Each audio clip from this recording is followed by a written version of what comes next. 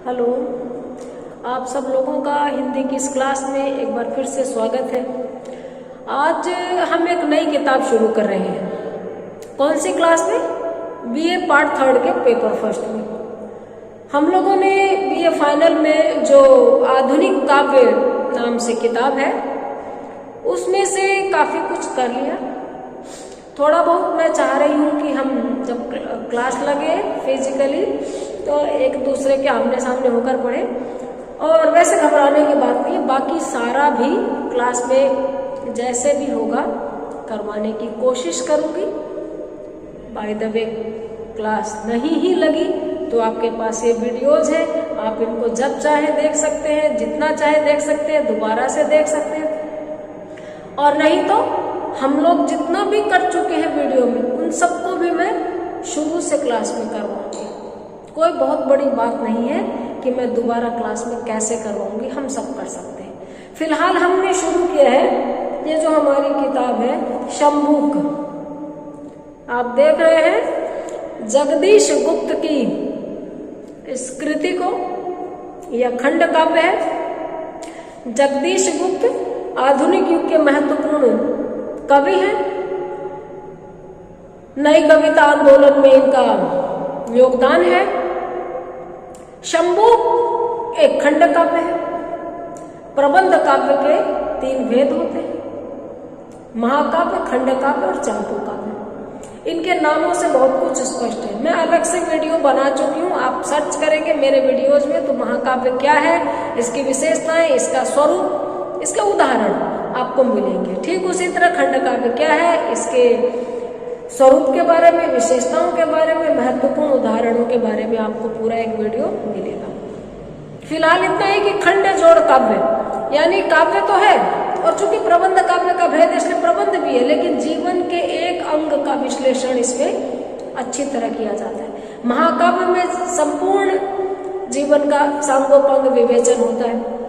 खंड काव्य में किसी एक हिस्से का होता प्रबंध में ही है, यानी सिलसिलेवार कथा चलेगी। आप क्रम भंग करके पढ़ेंगे तो कथा का तारतम्य बिगड़ जाएगा। बात करते हैं शंभूक की। शंभूक के शीर्षक पर आप गौर कीजिए। शंभूक एक पौराणिक पात्र है। पौराणिक पात्र वो होता है जिसका उल्लेख पुराणों में होता है। ऐतिहासिक पात्र इतिहास की पुस्तकों में मिलेंगे। इतिहास कितने तरह के होते हैं? छद्म, गौरवान्वित करने वाले, और फैक्चुअल, फैक्ट पर आधारित। ये आपके लिए अलग से विषय है। हम बहुत चीजों को इतिहास समझ कर पढ़ लेते हैं, लेकिन वो इतिहास नहीं होता। वो धार्मिक ग्रंथ भी हो सकते हैं और लोगों के द्वारा मन बहलाव के लिए, ईगो सेटिस्फेक्शन के लिए रचे गए भी हो सकते हैं। अभी हम बात करते हैं, हमारा पूरा कथानक ही पौराणिक है। जो उपनिषद, वेद, पुराण, इन सब के भीतर रचित पात्रों, घटनाओं से लेकर लिखे जाए उनको मिथक काव्य, मिथकीय काव्य या पौराणिक काव्य हम कहेंगे। शंभूक एक ऐसा युवक के रूप में चित्रित है जो शूद्र था, दलित था आज की भाषा में, और तपस्या कर रहा था। तपस्या करना उस समय ब्राह्मणों का काम माना जाता था। एक ब्राह्मण के जवान पुत्र की मृत्यु हो गई। उसने ये आरोप लगाया कि ये घोर कलयुग है। शंभूक की तपस्या के कारण उसका बेटा मर गया, और राम राजा है, उनको न्याय करना चाहिए, उनको ध्यान देना चाहिए। और न्याय इस तरह होगा कि शंभूक के कारण उनका पुत्र मरा तो शंभूक का वध करे राम, हत्या करे राम, तब उनके पुत्र को न्याय मिलेगा। दरअसल कथा में हम आगे पढ़ेंगे कि किस तरह से सर्पदंश से ब्राह्मण पुत्र की मृत्यु हुई थी। नदी में उसको बहा दिया गया, काफी पानी उसके शरीर से प्रवाहित हुआ, जहर उतर गया, वो जीवित हो गया। उधर राम ने शंभूक का वध कर दिया तो उसका मरना और जीवित हो जाना, दोनों शंभुक से जोड़ दिया गया। शंभुक राम से जितने सवाल करता है, जिस तरह से सवाल करता है, वो संविधान की अवधारणा को भी स्पष्ट करता है और मनुष्य की गरिमा से जुड़े हुए अनेक जरूरी सवाल भी करता है। तो यह एक पात्र प्रधान काव्य है। इसमें राम नहीं, शंभुक मुख्य पात्र है। नायक अनायक समझे जाने वाले को बनाने की हिम्मत की है जगदीश गुप्त ने। शंभुक से राम के जो सवाल है वो ज्वलंत सवाल है, आज भी अनुत्तरित है। हम सिलसिलेवार आज शंभुक खंड काव्य को शुरू कर रहे हैं।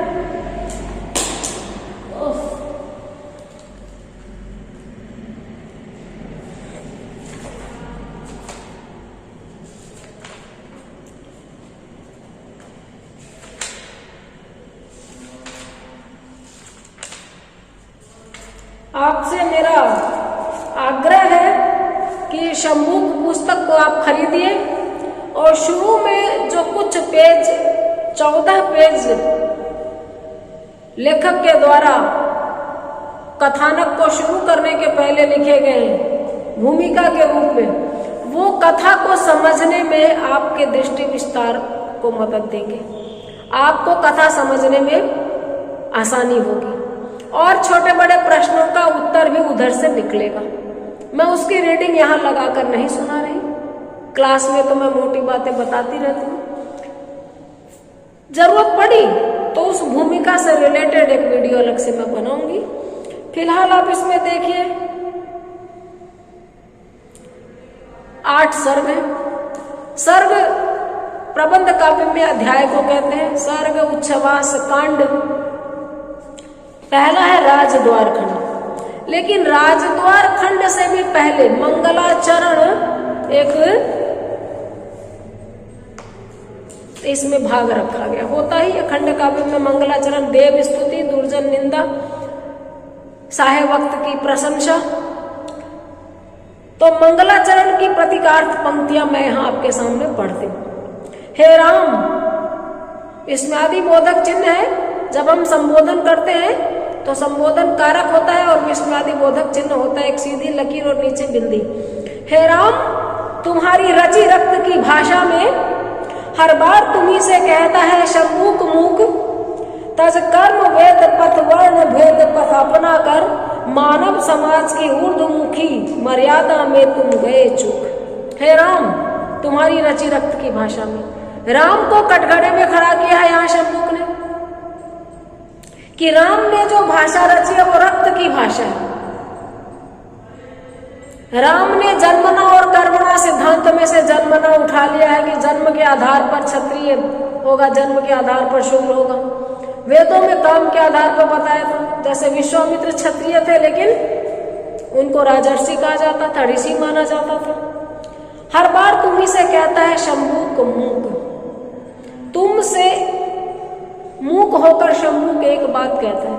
मूक हर वो व्यक्ति है जो साधनहीन है, शक्तिहीन है। शिकायती लहजा तो वो भी रख ही सकता है। तज कर्म वेद पथ वर्ण भेद पथ अपना कर, तज कर्म वेद पथ। कर्म में ऊंच नीच का विधान वेदों में रखा है कि जिसके जैसे कर्म होंगे उसकी वैसी स्थिति होगी समाज में। इसको तज कर, कर्म भेद को तज कर, वेदों में जो व्यवस्थित है, जो दिया गया। वर्ण भेद पथ अपनाया, तुमने वर्ण का भेद अपनाया। वर्ण व्यवस्था जन्म आधारित है। ब्राह्मण ब्रह्मा के मुख से, क्षत्रिय ब्रह्मा की भुजाओं से, वैश्य ब्रह्मा के उदर से और शूद्र ब्रह्मा के पैरों से उत्पन्न हुए माना जाता है। मानने को तो बहुत कुछ मानते हैं, हम चंद्रमा को भी देवता मानते हैं, जबकि हम जानते हैं कि वो एक उपग्रह है। सूर्य जो एक पिंड है ज्वलनशील, इतना ऊर्जस्वी, उसको हम सुबह सुबह पानी चढ़ाते हैं। खैर,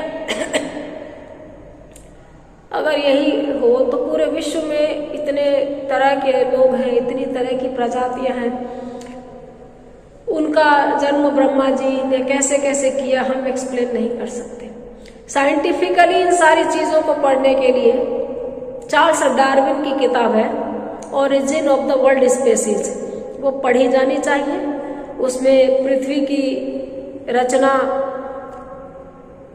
डायनासोर का साम्राज्य, उनका खत्म होना, मनुष्यों की, मानव की पैदाइश और यहाँ तक की यात्रा, सबको सिलसिलेवार तार्किक रूप से समझा जा सकता है। लेकिन चूंकि ये पौराणिक रचना है तो राम से शंभुक कहते हैं कि तज कर्म वेद पथ वर्ण भेद पथ अपना कर, मानव समाज की ऊर्ध्वमुखी मर्यादा में तुम गए। ऊर्ध्वमुखी मर्यादा, ऊंचाई की तरफ ले जाने वाली एक चीज होती है जो हमें नीचे गिराती है, नीचे की तरफ ले जाती है। एक चीज होती है जिससे हम ऊंचा उठते हैं, बड़े बनते हैं, क्षमा करके, दया करके, उससे भी ऊपर करुणा करके संसार भर में एक ऊंचा पायदान निर्मित कर सकते हैं। और संकुचित सोच से, भाई भतीजावाद से, भेदभाव से हम नीचे गिर सकते हैं। तो यहाँ पर राम पर आक्षेप लगा रहे हैं शंभुक कि वेदों में निर्धारित था कि कर्म के अनुसार मनुष्य को कैटेगरी मिलेगी, श्रेणियां मिलेगी, कैसे वो किस कास्ट में, किस रूप में जन्मे माने जाएंगे, उसको तो राम ने त्याग दिया। और जन्म के आधार पर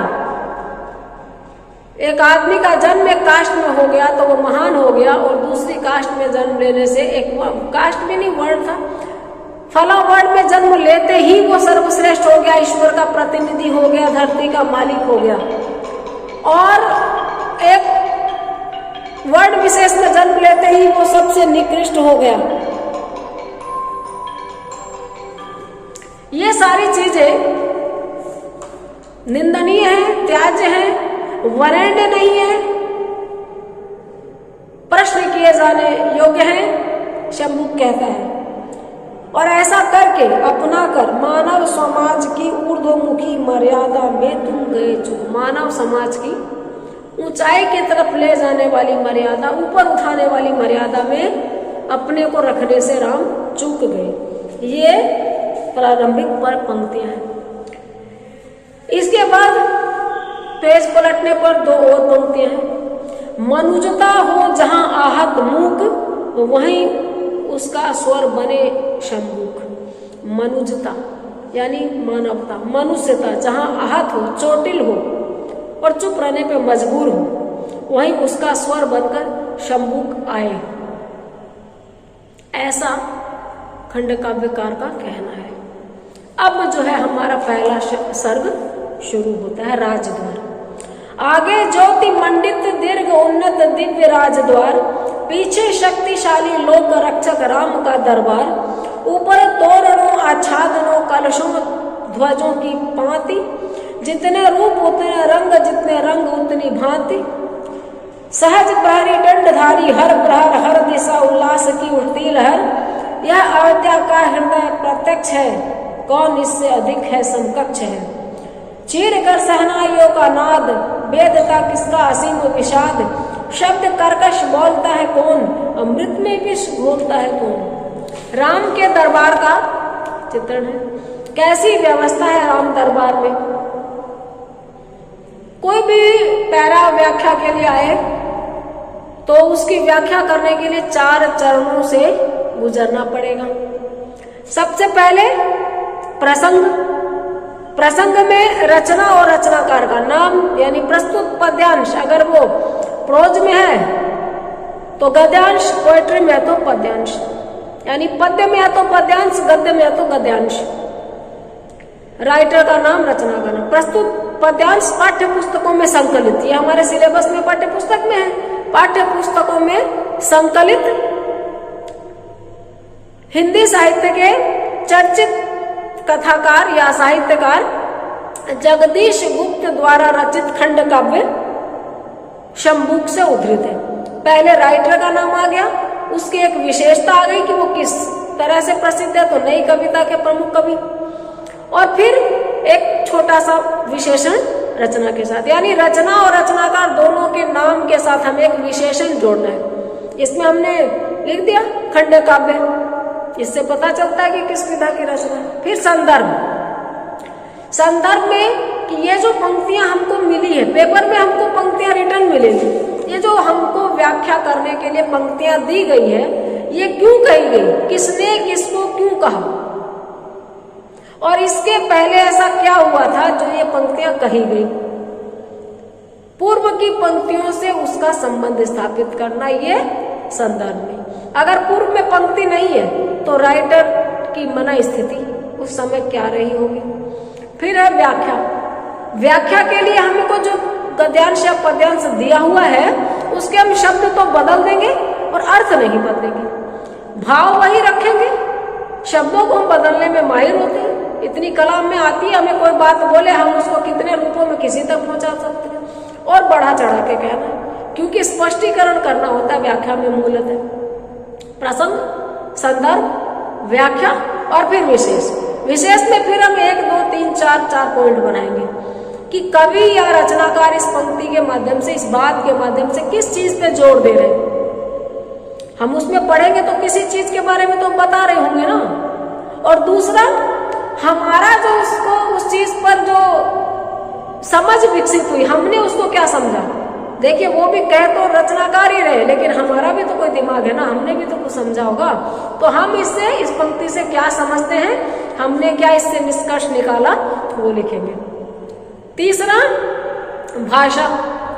अब पद्यांश या गद्यांश की भाषा शुद्ध खड़ी बोली की है तो कहेंगे टकसाली भाषा है, तत्सम है तो संस्कृत निष्ठ तत्सम शब्दावली का प्रयोग हुआ है, और बोलचाल की भाषा है जिसमें उर्दू इंग्लिश सब है तो हम लिखेंगे आम बोलचाल की भाषा है। और चौथा है शैली। शैली में अगर बहुत दुख भरी बात इस गद्यांश पद्यांश में कही गई तो शैली मार्मिक है, कटाक्ष किए गए तो शैली व्यंग्यात्मक है, हंसाया गया तो शैली हास्य प्रधान है, हास्यप्रद है। कोई छोटा छोटा मोटा मोटी बात कही गई तो हम लिखेंगे वर्णनात्मक है, जैसे बचपन में गाय पे निबंध ये सब लिखते थे तो वो वर्णनात्मक है। और सूक्ष्म बातें कही गई है, छोटी छोटी बातें बड़ी गूढ़ तरीके से कही गई तो उसको हम लिखेंगे विश्लेषणात्मक है। मनोभावों का गूढ़ चित्रण है तो हम कहेंगे शैली मनोवैज्ञानिक है। इनमें से एक शैली आपके काम आ जाएगी। ये मैंने पहले जब शुरू किया है तो प्रारंभिक वीडियो में ही बता देती हूँ। शंबुक वध का ये पहला वीडियो है, शंबुक खंड काव्य का। इस प्रकार से व्याख्या हमको करनी है, और ऐसे ही हमने किया तो हमको 8 नंबर में से 6 नंबर 7 नंबर भी आराम से मिल जाएंगे। और आप काम चलाओ काम करेंगे तो 2 नंबर 3 नंबर 4 नंबर परीक्षक के ऊपर डिपेंड करता है। अच्छी व्याख्या में मैं तो 8 में से 8 नंबर तो नहीं दे पाती, क्योंकि कुछ एक मात्राओं की गलतियां तो हो ही जाती हैं। बाकी नंबर मैं 7 तक भी दे देती हूँ, अपनी बात बता रही हूँ। तो यहाँ पर राजद्वार, ये पहला सर्ग है। राम का दरबार सजा हुआ है। आगे ज्योति मंडित दीर्घ उन्नत दिव्य राजद्वार, दिव्य राजद्वार सजा हुआ है।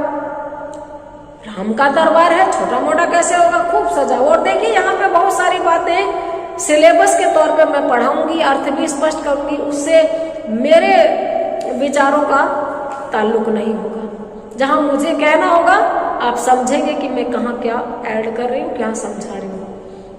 एक ईमानदार व्याख्याकार की तरह हमें यहाँ पर व्याख्या समझनी है, करनी है।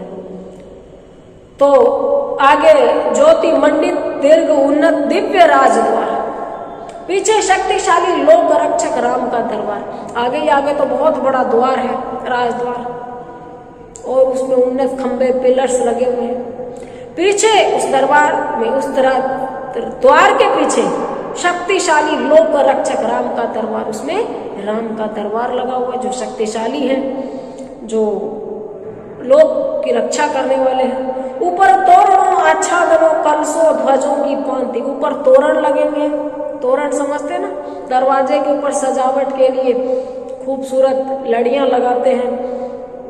आच्छादन, सूर्य की रोशनी आने से रोकने के लिए ब्याह शादी में भी जो चंदोबा टांगते हैं, पल्ली लगाते हैं, उसका बहुत सुंदर नाम है आच्छादन। कलश, कलश और ध्वज मंदिरों के ऊपर देखा होगा आपने, एक के ऊपर एक कलश रख के और सजा के रखते हैं, उसकी भांति। जितने रूप उतने रंग, जितने रंग उतनी भांति।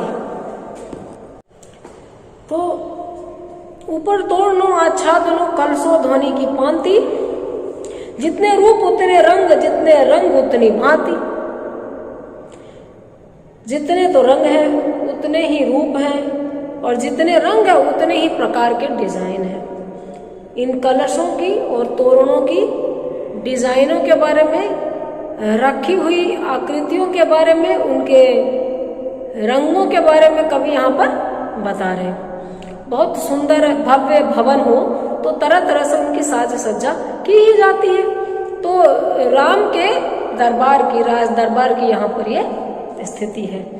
सहज प्रहरी, प्रहरी द्वारपाल चौकीदार एकदम सहज है, कोई ऐसे नहीं कि रोबोटिक है और असहज हो रहे हैं, डर रहे हैं। दंड धारी हर पर, दंडधारी, उस समय में लाठी रखा करते थे लोग, युद्ध होते थे तो आपको पता ही वो कैसे कैसे तीर धनुष बाण आग उगलते हुए, बाकी तो मोटा सा लठ लेकर दरवाजे पे टिके रहते थे।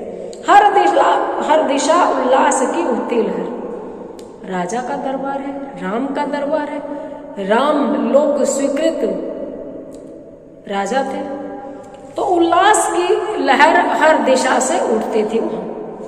यह अयोध्या का हृदय प्रत्यक्ष है। जो राजा का दरबार है, राज दरबार है, राम दरबार है, ये अयोध्या का दिल है। अयोध्या में राम राज्य कर रहे हैं और ये राज दरबार अयोध्या के भी सेंटर में उसका दिल है। कौन इससे अधिक है? समकक्ष है। इस दरबार से अधिक तो छोड़ो, इसके बराबर भी कौन है? कौन इससे अधिक हो सकता, कौन इसके समकक्ष हो सकता है? चीर कर शहनाइयों का नाद, वेदता किसका असीम विषाद। शब्द कर्कश बोलता है कौन, अमृत में विष घोलता है कौन।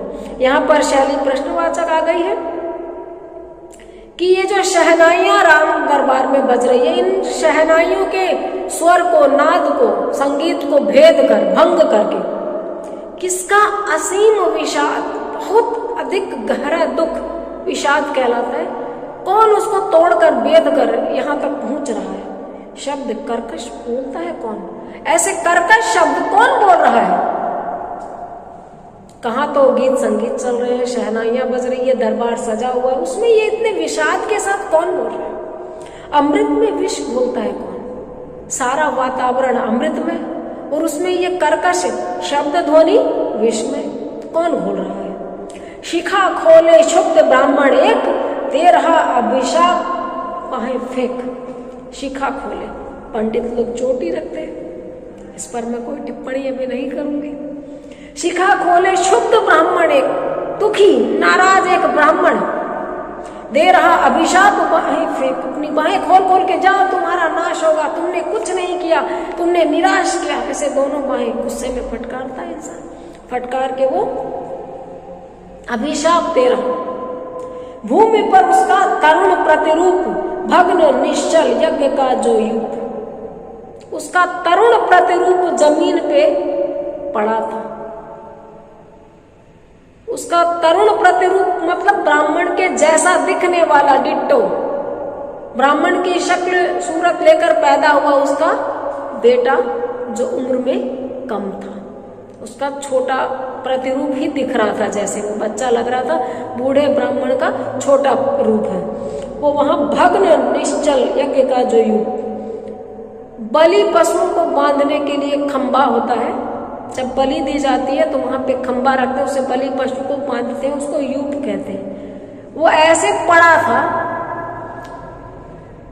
जैसे बलि पशुओं को बांधने के लिए खंबा हो, जिसमें कोई हलचल नहीं, तो इसकी बलि देने के लिए तैयारी हो, इस तरह से मान लीजिए। विगत के अस्तित्व से अनजान, स्वप्न में होता भविष्यत ज्ञान।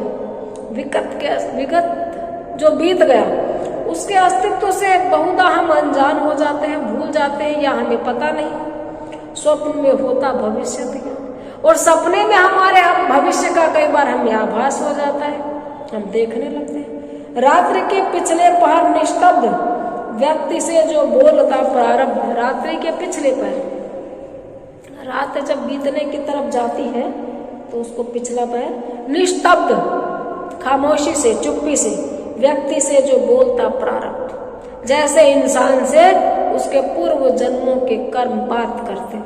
प्रारब्ध पूर्व जन्म के कर्म को कहते हैं। उस तरह उसका करुण चीत्कार बैठ जाता चेतना के पार। जैसे मनुष्य ने इस जीवन में दुख उठाए हो और उसको कारण नहीं पता हो, विगत के बारे में पता नहीं होता बहुधा, और भविष्य का तो ज्ञान ही क्या है, वर्तमान है।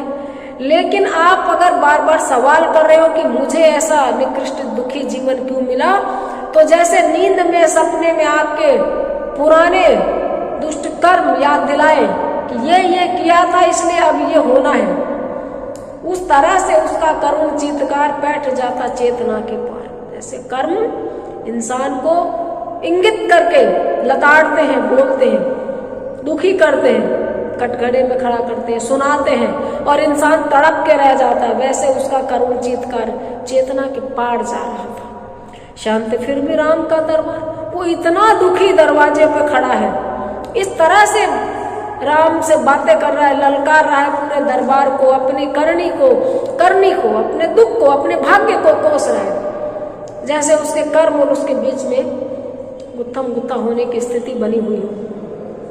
शांति फिर भी राम का दरबार, राम का दरबार लेकिन शांत है। मौन फिर भी भव्य राजद्वार, जो बहुत भव्य राजद्वार है वो मौन है। यातना उसकी दरारे खोल, ला रही थी सृष्टि में भूडोल। उसकी जो यातना है, जैसे धरती में फांक करके, धरती को तोड़ करके, चीर करके, और सृष्टि में भूकंप ला रही, यानी उसके शब्द उसके दुखों का प्रतिनिधित्व कर रहे थे। और उसके दुख इतने बड़े थे कि उसकी चीखों से जैसे धरती फट पड़ रही और दुनिया में भूकंप ला रही। भूमि पर अघटित घटेगा क्या, सूर्य निज पथ से हटेगा क्या। भूमि पर घटने योग्य चीजें ही घटेगी, अघटित जो नहीं होना चाहिए वो होगा, और सूर्य अपने रास्ते से हट जाएगा। ऐसा हुआ है कि सूर्य अपना रास्ता भूल जाए। सवाल कर रहा है ब्राह्मण कि बाप के सामने बेटे की मृत्यु, राम के सामने त्रेता युग में तो असंभव थी, यह अघटित हुआ है, जो नहीं घटना था वो हुआ है। सूर्य का पथ निश्चित है, वो अपने पथ से कैसे हटेगा। लगी पड़ने स्याह गोरी देह, हो रहा विषदंश का संदेह। कौन जाने कहां कैसा नाग, दे गया मेरे तने को दाग। लगी पड़ने स्याह गोरी देह, गोरी दे श्वेत वदन ब्राह्मण पुत्र का, और स्याह पड़ने लगा, काला पड़ने लगा, नीला पड़ने लगा। हो रहा विषदंश का संदेह। विषदंश जहर दिया गया हो, या दंश का मतलब डसना, जहर इसके शरीर पे कहीं लगा हो, ऐसा संदेह हो रहा है। कौन जाने कहां कैसा नाग, पता नहीं कहां कैसा नाग दे गया मेरे तने को दाग।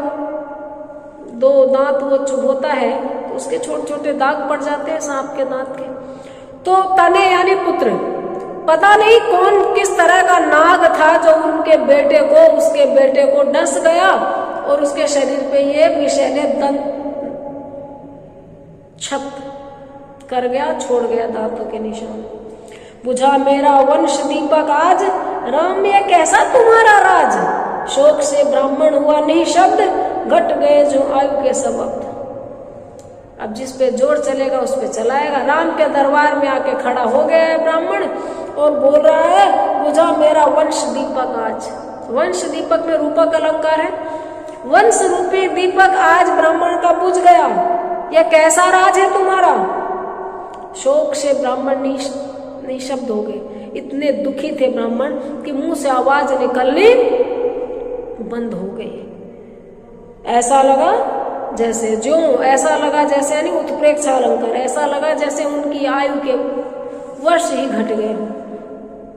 वो और कितना जीते, लेकिन आज इस घटना के बाद उनके जीवन के सब वर्ष घट गए हों। अब यानी वर्ष।